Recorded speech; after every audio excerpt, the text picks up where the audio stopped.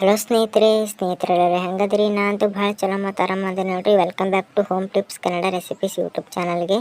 ನೋಡಿರಿ ಸ್ನೇಹಿತರೆ, ಇದು ತುಂಬಾ ಪರಿಣಾಮಕಾರಿಯಾದ ಮನೆ ಮದ್ದನ್ನು ಇವತ್ತು ಹೇಳ್ತಾ ಇದ್ದೇನೆ. ದಯವಿಟ್ಟು ನೀವು ಪೂರ್ತಿ ವಿಡಿಯೋವನ್ನು ನೋಡಿ. ಇದು ಮನೆ ಮದ್ದು ಸಣ್ಣ ಮಕ್ಕಳಿಂದ 6 ವರ್ಷದ ಮಕ್ಕಳಿಂದ ಹಿಡಿದು 95 ವರ್ಷದ ಮುದುಕರವರೆಗೆ ಈ ಮನೆ ಮದ್ದನ್ನು ಉಪಯೋಗಿಸಬಹುದು.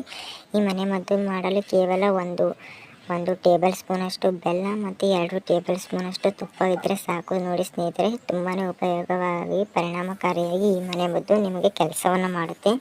ನೋಡಿರಿ, ಇದನ್ನು ಹೇಗೆ ಮಾಡೋದಂತ ನೋಡ್ಕೊಂಡು ಬರೋಣ. ನೋಡಿರಿ, ಇಲ್ಲಿ 1 ಟೇಬಲ್ ಸ್ಪೂನಷ್ಟು ನಾನು ಬೆಲ್ಲವನ್ನು ಸಣ್ಣದಾಗಿ ತುರಿತಾ ಇದ್ದೇನೆ. ನೋಡಿರಿ, ತುರಿದ್ಬಿಟ್ಟು ತೊಗೊಳ್ಳಿ. ನಂತರ ನೋಡಿರಿ, ನಾನು 2 ಟೇಬಲ್ ಸ್ಪೂನಷ್ಟು ತುಪ್ಪವನ್ನು ತುರಿದಿರತಕ್ಕಂಥ ಬೆಲ್ಲಕ್ಕೆ ಹಾಕಿ ಮಿಕ್ಸ್ ಮಾಡ್ತಾ ಇದ್ದೀನಿ.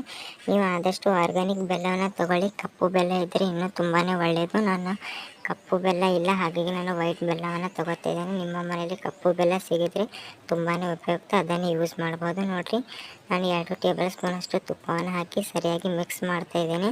ನೋಡಿರಿ, ಇದು ಮಿಕ್ಸ್ ಮಾಡೋದರಿಂದ ನೀವು ಬೇಕರಿಯಲ್ಲಿ ತರ್ತಿರಲ್ವ ಕಲಾಕಂಡ್ ರೀತಿ ದಪ್ಪನೇ ಉಳಿಬೇಕು. ಪೂರ್ತಿಯಾಗಿ ಸಣ್ಣವನ್ನು ನುಣ್ಣಗೆ ಪೇಸ್ಟ್ ಮಾಡೋದಕ್ಕೆ ಹೋಗಬೇಡಿ, ಸ್ವಲ್ಪ ದಪ್ಪವಿದ್ರೇ ಒಳ್ಳೆಯದು.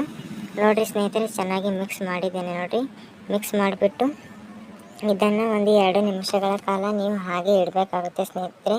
ಅದರಲ್ಲಿರುವ ಎಲ್ಲ ಅಂಶವು ಬಿಟ್ಕೊಂಡು ಬಿಡುತ್ತೆ. ತುಪ್ಪದಲ್ಲಿರುವುದು ಬೆಲ್ಲದಲ್ಲಿರೋದು ಮಿಕ್ಸ್ ಆಗಿ. ನಂತರ ನೋಡಿ, 1 ಟೇಬಲ್ ಸ್ಪೂನ್ ಆಗಿದೆ. ಸರಿಯಾಗಿ ತೋರಿಸ್ತಾ ಇದೆ ನೋಡಿರಿ, ಅಳತೆ ಪ್ರಮಾಣದಲ್ಲಿ.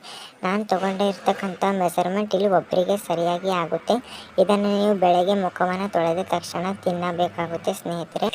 ಬೆಲ್ಲದಲ್ಲಿ ಐರನ್, ಮಿನರಲ್ಸ್, ಜಿಂಕ್, ಹಲವಾರು ವಿಟಮಿನ್ ಅಂಶಗಳು ಇರುವುದರಿಂದ ನಿಮಗೆ ತಲೆನೋವು, ಸುಸ್ತು, ವಾಂತಿ, ಭೇದಿ ಮತ್ತು ಕಾನ್ಸ್ಟಿಪೇಷನ್ ಸಮಸ್ಯೆ, ಜೀರ್ಣಕ್ರಿಯೆಯನ್ನು ಸುಧಾರಿಸುತ್ತದೆ. ಸರಿ, ಹಾಗಾದರೆ ನಮ್ಮಲ್ಲಿ ತುಪ್ಪವಿಲ್ಲ, ಏನು ಮಾಡೋದು ಅಂತ ಕೇಳಿದೆ. ಅದಕ್ಕೆ ಸಹ ಸುಲಭ ಮನೆ ಮದ್ದು ಹೇಳ್ತೀನಿ. ಮುಂಜಾನೆ ಎದ್ದ ತಕ್ಷಣ 1 ಗ್ಲಾಸ್ ಬಿಸಿ ನೀರಿನಲ್ಲಿ ನಾನೀಗ ತೋರಿಸ್ತೇನೆ 1 ಟೇಬಲ್ ಸ್ಪೂನಷ್ಟು ಬೆಲ್ಲವನ್ನು ಹಾಕಿ ಕರಗಿದ ನಂತರ ಕುಡಿಯೋದರಿಂದ ತುಪ್ಪದಷ್ಟೇ ಪರಿಣಾಮಕಾರಿಯಾದ ಎಫೆಕ್ಟ್ ಅನ್ನೋದು ಕೊಡುತ್ತೆ. ಧನ್ಯವಾದಗಳು.